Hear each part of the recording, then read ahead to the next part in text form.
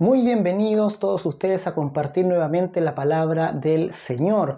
Hoy día vamos a estar viendo la segunda bienaventuranza ahí en Mateo 5 y vamos a ver que esta bienaventuranza es quizá la que más expresa esta contradicción que de alguna manera está presente en todas las bienaventuranzas, porque dice felices los que lloran. Ya vimos que la palabra felices era la palabra Macarios, bienaventurado, muy dichoso, y se contrasta con la palabra que se traduce como llorar, que expresa, es una palabra muy fuerte en el griego, que expresa duelo, que expresa una condición muy lamentable de miseria, de dolor, de angustia. Bienaventurados los que lloran, porque recibirán consolación. Aquí, en esta bienaventuranza, se expresa lo que podría ser el resumen de la vida de aquel que vive en este mundo, pero no es del mundo. Y por no ser del mundo y estar viviendo en una tierra extraña y ajena, vive toda clase de contradicciones. Nosotros, los creyentes en este mundo, vivimos grandes contradicciones.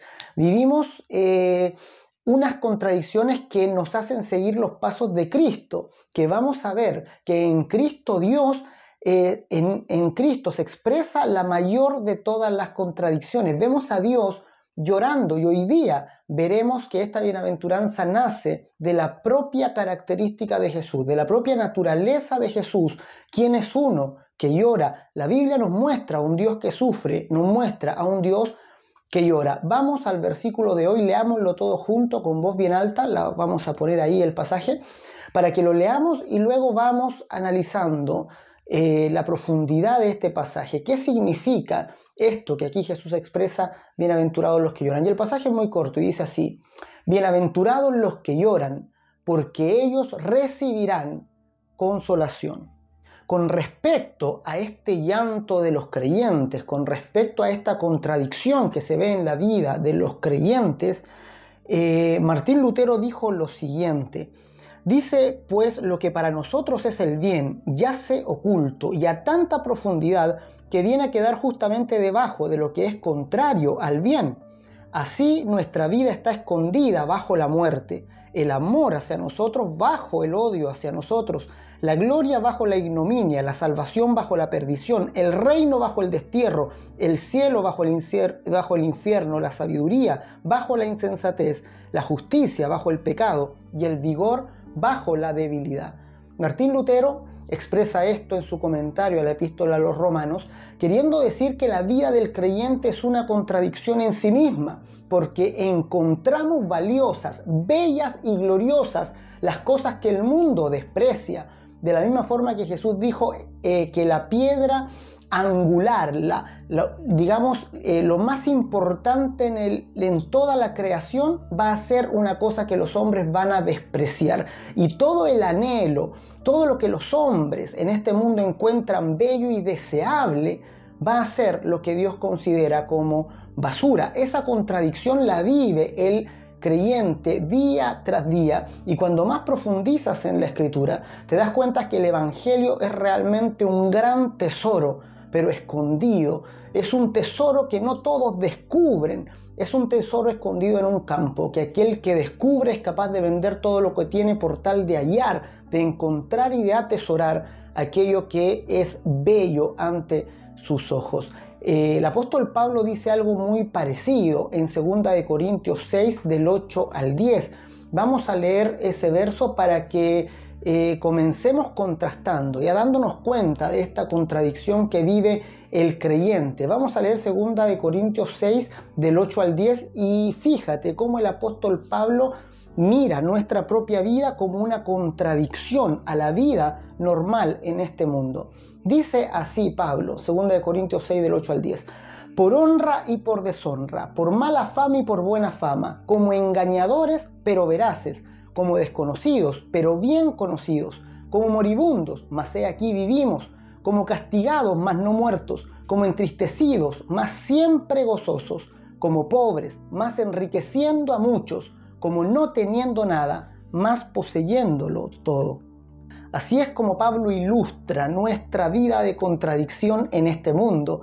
Y nuestra vía de contradicción surge de seguir los pasos de Cristo, quien encuentra la mayor gloria, la mayor belleza y el mayor valor dentro de la creación en una muerte de cruz. La Biblia nos muestra a un Dios que sufre, nos muestra el sufrimiento de Dios al perder su mayor valor en la creación y luego sufrir por recuperar aquello que se había perdido. Pero pensémoslo de esta manera, siempre sabemos que cualquier persona en sus cabales, en su sano juicio, no escoge el dolor ni el sufrimiento. Cualquier persona en sus cabales trata de evitar, por todos los medios, evitar el dolor y evitar el sufrimiento, ¿verdad? Es algo natural. Cualquier persona sana, no estamos hablando aquí de ninguna patología, que nosotros viéramos que escoge voluntariamente el dolor y el sufrimiento, pensaríamos que esa persona, por esa elección, está evitando un dolor más grande, un dolor mayor. Es como cuando nosotros vamos a ponernos una inyección o a vacunarnos, ¿verdad? Nos sometemos al dolor de que una aguja atraviese nuestra piel, atraviese nuestros músculos, pero es para evitar un dolor más grande, que podría ser la enfermedad. Siempre cuando nosotros nos sometemos voluntariamente al dolor es para evitar un dolor mayor, un dolor más grande. Y lo mismo podríamos pensar de Dios. Cuando vemos a Dios en Cristo entregarse al dolor y a la muerte en una cruz, podríamos sospechar que está evitando un dolor mayor, un dolor más grande. Y podríamos pensar, ¿cuál es este dolor mayor? ¿Cuál es este dolor más grande que Dios quería evitar al enviar a su Hijo a la muerte, al dolor y a la humillación? Descubrirlo impresiona nuestros corazones. El dolor mayor de Dios era perderte a ti. Él no quería perderte y por eso se somete a un dolor extremadamente grande. Es un dolor realmente fuerte que hizo que Cristo en el huerto de Getsemaní sudara grandes gotas de sangre. El dolor de la separación en la cruz del Calvario es inimaginable. Cristo toma el pecado de toda la humanidad, sufre el castigo, el juicio de Dios, la separación de Dios, estando en una cruz, muere como un pecador, siendo inocente. Él carga todo ese dolor porque no quería perderte, porque quería evitar un dolor aún más grande, que era perder tu alma. Así de valiosa es tu alma para Dios. Así es como Dios considera tu alma tan valiosa que prefirió entregarse al dolor, a la humillación, para poder recuperarte, para poder salvarte, para que tú estuvieras con Él en su reino todos los días por la eternidad. Él no deseaba perder eternamente a la humanidad y se entrega a un dolor para evitar el dolor más grande de perderte. Y en esa línea de pensamiento es que vemos a Jesús. Recuerden que Jesús está representando a Dios en este mundo. Jesús dice, el que me ha visto a mí, ha visto al Padre, y vemos a Jesús llorar. Ver a Jesús llorar es ver el llanto de Dios. Y ver a un Dios que llora es quizá la mayor contradicción de todas las contradicciones posibles. Dios no debería llorar porque Dios conoce todo lo que va a venir. Dios conoce el desenlace de todas las cosas. Y podríamos pensar que Él no se duele de nada, que Él no es víctima del sufrimiento y que Dios no debería llorar. Pero vemos ahí a Jesús llorando. Y este es un pasaje que yo me pregunté por mucho tiempo, ¿por qué Jesús llora? Y vamos a verlo. Vamos a ver una de las ocasiones en que Jesús llora. Se muestran dos en los evangelios y ambas son por la miseria humana. Ambas son por una misma causa que vamos a revisar a continuación. Vamos a leer Juan capítulo 11, de los versos 33 al 37, cuando Jesús llora frente a la tumba de Lázaro. Miremos esta escena y preguntémonos por qué Jesús llora en esta escena. Dice así la Escritura. Jesús entonces, al verla llorando y a los judíos que la acompañaban también llorando, se estremeció en espíritu y se conmovió y dijo, ¿dónde le pusisteis? Le dijeron, Señor, ven y ve. Jesús lloró. Dijeron entonces los judíos, mirad cómo le amaba, y algunos de ellos dijeron, ¿no podía este que abrió los ojos al ciego haber hecho también que Lázaro no muriera?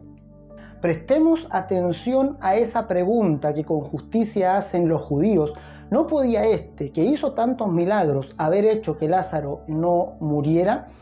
Y lo mismo podríamos preguntar cuando leemos el libro de Génesis y vemos a Adán tomando del fruto prohibido. ¿No podía Dios haber evitado que Adán tomara del árbol, del fruto del conocimiento del bien y del mal y muriera? ¿Por qué Dios no evita de plano todo sufrimiento? ¿Por qué Dios no evita todo dolor de aquellos a quienes ama?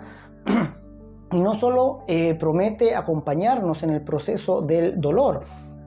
Si estás con alguien ahí, pregúntate, ¿verdad? Pregúntale a aquel que está contigo, ¿por qué Dios no elimina completamente el sufrimiento si es un Dios que nos ama y nos permite pasar por tiempos de sufrimiento, por tiempos de dolor, por tiempos de aflicción? Permite nuestras lágrimas en este mundo. ¿Por qué el Señor no elimina, no erradica completamente el sufrimiento de la tierra? Y la respuesta es bastante simple mirando el contexto de este pasaje, porque el Señor desea darte algo aún más grande. El Señor no evita el sufrimiento porque desea darte junto con ese sufrimiento un don aún mayor. Miremos que cuando Jesús se entera de la enfermedad de Lázaro, se queda aún 2 días en el lugar donde está. Y esto no es porque odiara a Lázaro o porque no estuviera preocupado en él, sino precisamente porque lo amaba y quería otorgarle a Lázaro y a su familia un regalo, un don especial solo para ellos. Él quería que vivieran, que experimentaran en carne propia la evidencia gloriosa de la resurrección, que aquello que María sabía intelectualmente, María sabía la enseñanza de la resurrección futura de los muertos, que ese testimonio lo tuvieran ellos en la propia experiencia de su hermano levantándose de la tumba después de 4 días muerto. Eso fue un regalo que Jesús les hizo a ellos, pero era necesario que pasaran por ese tiempo de sufrimiento. De la misma manera, Dios en Edén no impide que Adán tome del árbol del fruto del conocimiento del bien y del mal y permite el dolor de la separación para luego darnos algo más grande, para luego darnos el don de la vida eterna y su testimonio de amor en el sacrificio mismo de su Hijo en favor nuestro, para demostrarnos realmente de cuál es la calidad de su amor por nosotros. ¿Verdad? No fue Dios quien forzó a Adán a tomar del árbol, como tampoco fue Jesús quien asesinó a su amigo Lázaro, pero en ambos sucesos Dios permite el dolor, Dios permite el sufrimiento para otorgar un don, para otorgar un regalo aún más grande. Y esto nos lleva a un principio importante que deberíamos todos guardar en nuestro corazón. Dios nunca va a permitir que tu dolor sea en vano.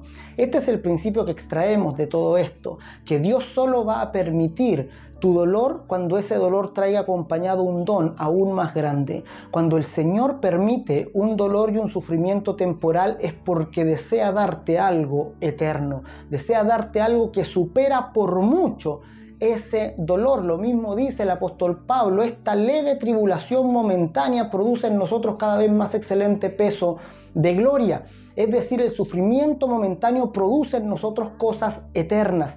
Por lo tanto, Dios no impide el dolor y el sufrimiento, pero acompaña todo eso, toda esa carga de dolor con un don aún más grande. Ahora volvamos a la pregunta: ¿por qué llora Jesús si sabía lo que iba a ocurrir? Muchas veces me pregunté por qué Jesús lloró en la tumba de Lázaro si sabía que un par de minutos después iba a resucitar.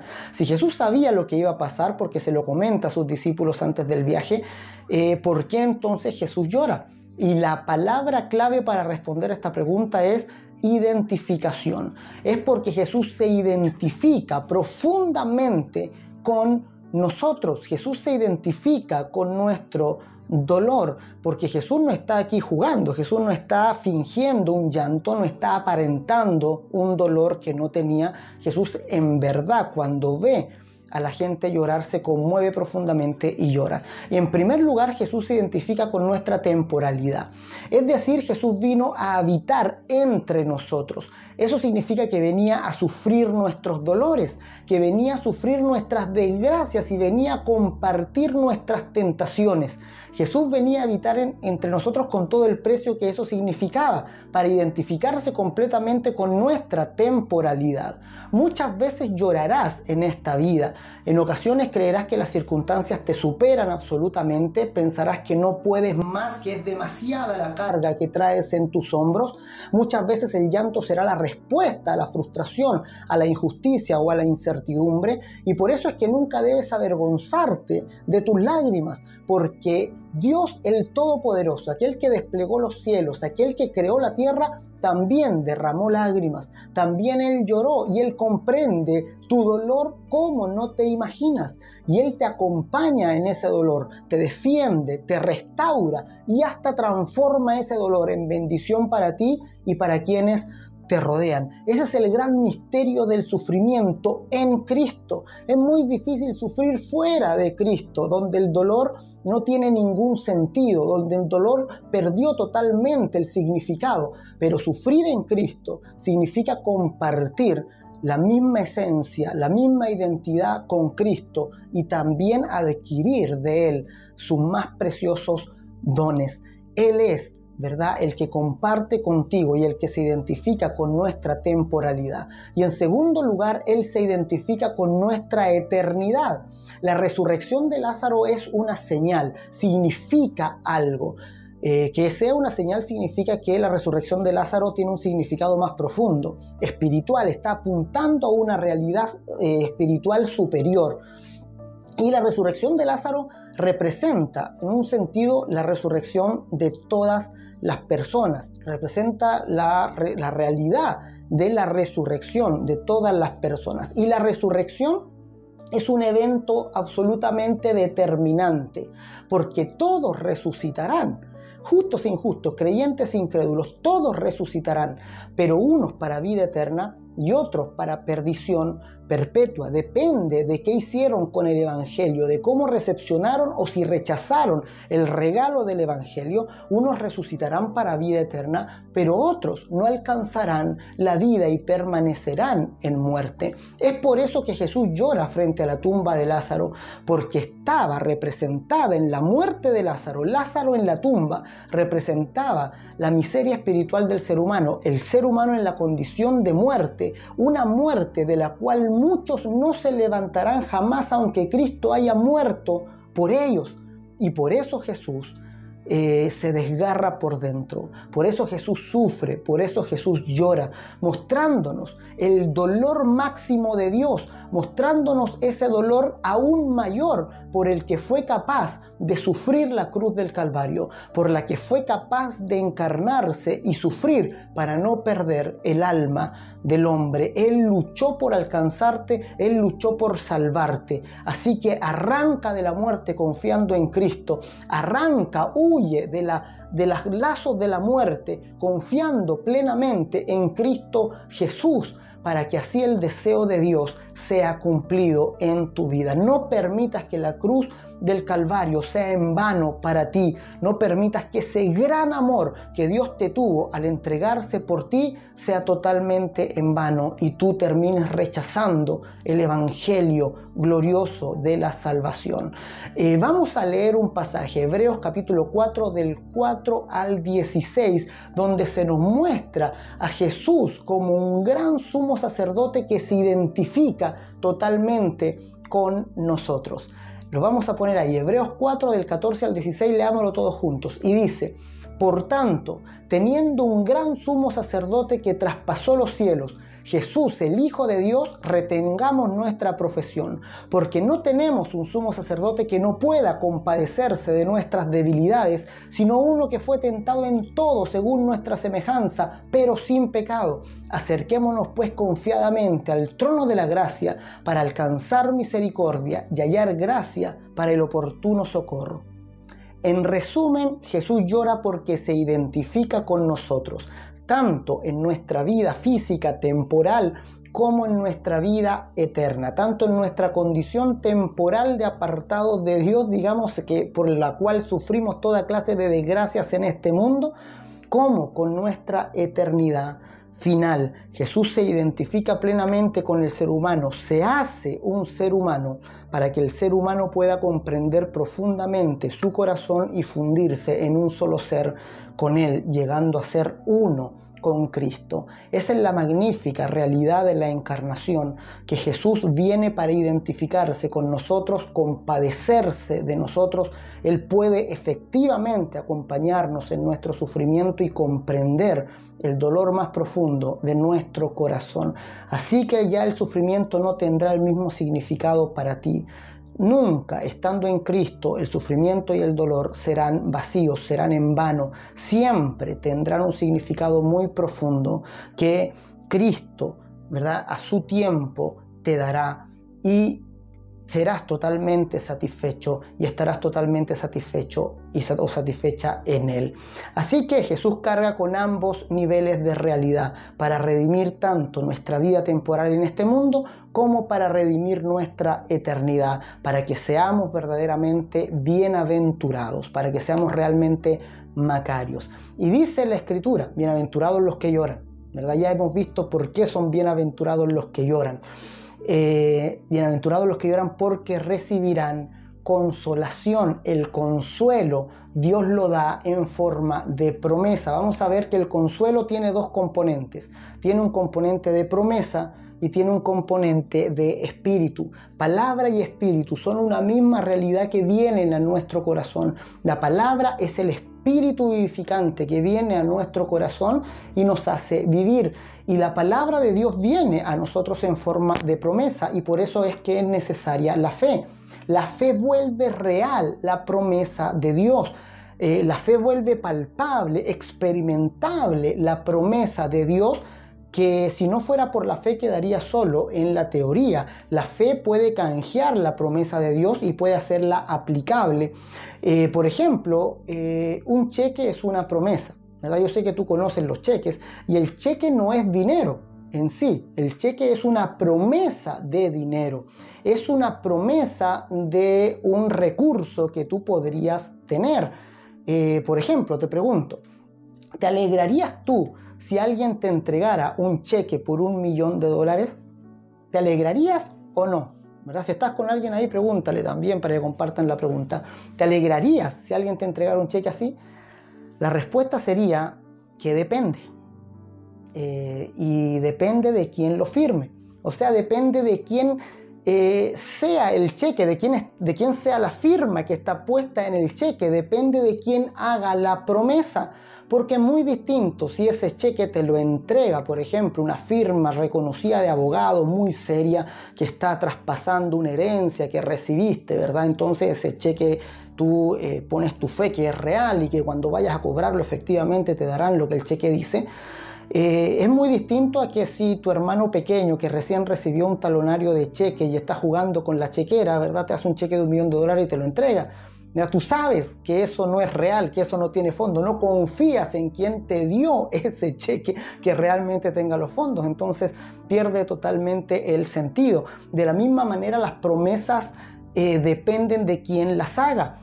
Y cuando Dios nos hace una promesa, la fe en esa promesa es la misma fe en aquel que otorga la promesa. Por eso la Biblia dice que sin fe es imposible agradar a Dios, porque el que carece de fe está tratando a Dios como un delincuente, como un estafador, como un mentiroso. Está tratando a Dios como alguien no confiable. Está recibiendo un cheque firmado por Dios y lo está tirando a la basura. No está considerando como ciertas las palabras que Dios nos entregó. Y esta bienaventuranza tiene una promesa gloriosa: recibirás consuelo. Recibirás consuelo, no importa cuál sea tu dolor, no importa cuál sea tu nivel de aflicción o el estado de tu enfermedad. Dios está prometiendo: recibirás consuelo, y por ese consuelo ya te te deberías considerar bienaventurado.